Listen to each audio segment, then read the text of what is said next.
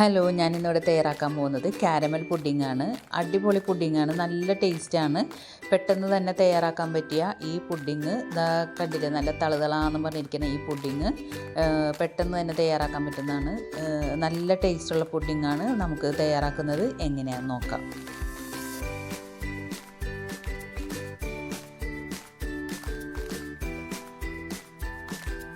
അതിന് വേണ്ടിയിട്ട് ആദ്യം നമുക്കൊരു പാൻ എടുത്ത് ഗ്യാസ് സ്റ്റോപ്പിലേക്ക് വെച്ചിട്ട് അതിലേക്ക് 1/2 കപ്പ് പഞ്ചസാര ഇട്ടിട്ട് നമുക്കൊന്ന് കാരമലി ചെയ്തെടുക്കണം.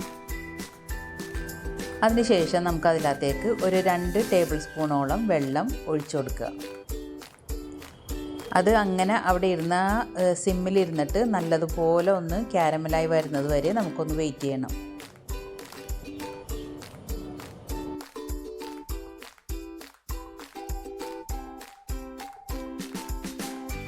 അതിനുശേഷം അതൊന്ന് ഗോൾഡൻ കളറായി വരുമ്പോഴേക്കും നമുക്ക് അതൊന്ന് നന്നായിട്ടൊന്ന് എല്ലായിടത്തേക്കും മിക്സ് ചെയ്ത് കൊടുക്കണം. നന്നായിട്ടൊന്ന് ഇളക്കി എല്ലാ ഭാഗത്തുനിന്നും കൂട്ടി നന്നായിട്ടൊന്ന് ഇളക്കി കൊടുത്തുകൊണ്ടിരിക്കുക.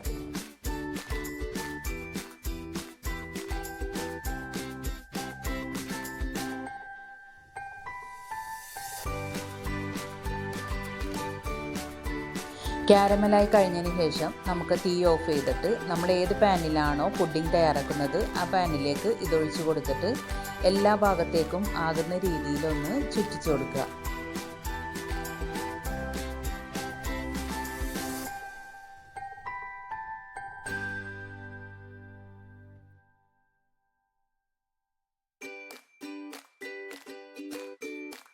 പിന്നെ നമുക്ക് ഇതിനകത്തേക്ക് വേണ്ടത് ബ്രെഡാണ്. ഒരു 4 സ്ലൈസ് ബ്രെഡ് എടുത്തിട്ട് നമുക്ക് ചെറുതായിട്ട് ഇതുപോലെ കട്ട് ചെയ്തെടുക്കണം.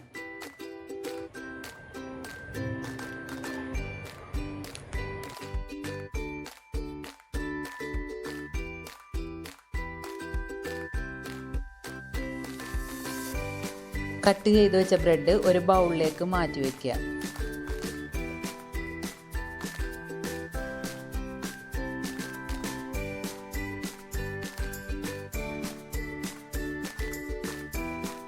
അതിനുശേഷം നമുക്ക് അതിനകത്തേക്ക് ഒരു 2.5 കപ്പോളം പാല് ഒഴിക്കണം.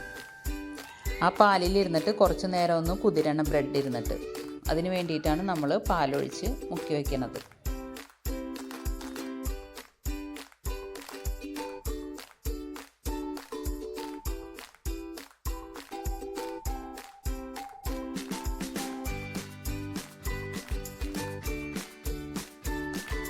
ആ ബ്രെഡ് നല്ലതുപോലെ എല്ലാ ഭാഗത്തും മുങ്ങുന്ന രീതിയിൽ പാലിൽ നന്നായിട്ടൊന്ന് താഴ്ത്തി കൊടുത്തുകൊണ്ടിരിക്കണം.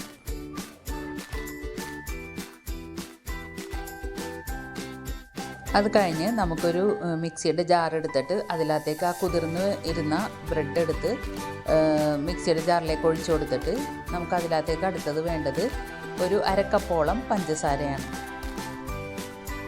അതും പഞ്ചസാര ഇട്ട് കൊടുത്തതിന് ശേഷം പിന്നെ നമുക്ക് ഇതിനകത്തേക്ക് വേണ്ടത് മുട്ടയാണ്. 4 മുട്ടയാണ് ഞാൻ ഇതിനകത്തേക്ക് ചേർത്തിരിക്കുന്നത്.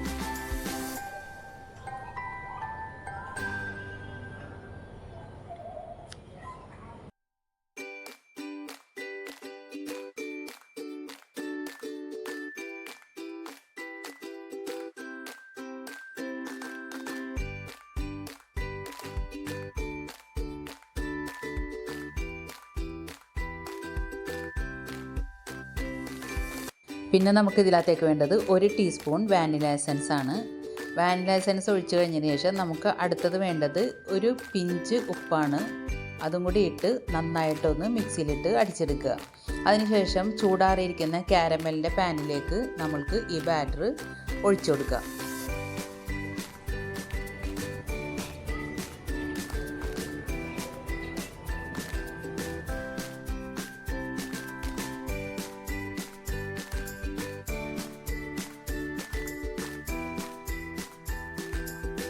ഇത് സ്റ്റീം ചെയ്തെടുക്കാൻ വേണ്ടിയിട്ട് ഗ്യാസ് സ്റ്റോപ്പിലേക്ക് ഞാൻ ഇടിയപ്പച്ചമ്പ് എടുത്ത് വെച്ചിട്ടുണ്ടായിരുന്നു. അതിനകത്തേക്ക് നമുക്ക് ആ ബാറ്റർ ഇറക്കി വയ്ക്കാം. എന്നിട്ട് നന്നായിട്ടൊന്ന് ആവി വന്നു കഴിഞ്ഞ് ഒന്ന് സിമ്മിലിട്ടിട്ട് നമുക്ക് ഒന്ന് വേവിച്ചെടുക്കണം.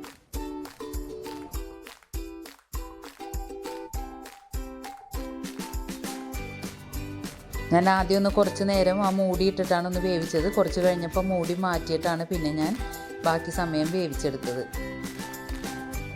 അത് കഴിഞ്ഞിട്ട് അത് വെന്ത് കഴിഞ്ഞ് ഞാനത് പുറത്തേക്കെടുത്ത് ചൂടാറിയതിന് ശേഷം നമ്മൾക്കത് ഫ്രിഡ്ജിൽ വെച്ച് തണുപ്പിച്ച് കഴിഞ്ഞതിന് ശേഷമാണ് നമ്മളത് പാത്രത്തിലേക്ക് മാറ്റണത്.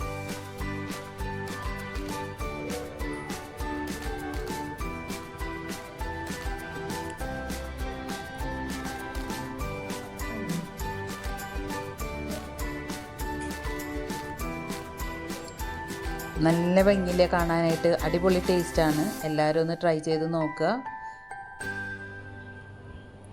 എന്നിട്ട് എൻ്റെ വീഡിയോ കാണുന്ന ആൾക്കാർ എനിക്ക് സബ്സ്ക്രൈബ് ചെയ്യുക, ലൈക്ക് ചെയ്യുക, ഷെയർ ചെയ്യുക, കമൻസൊക്കെ ഉണ്ടെങ്കിൽ എന്നെ അറിയിക്കുക.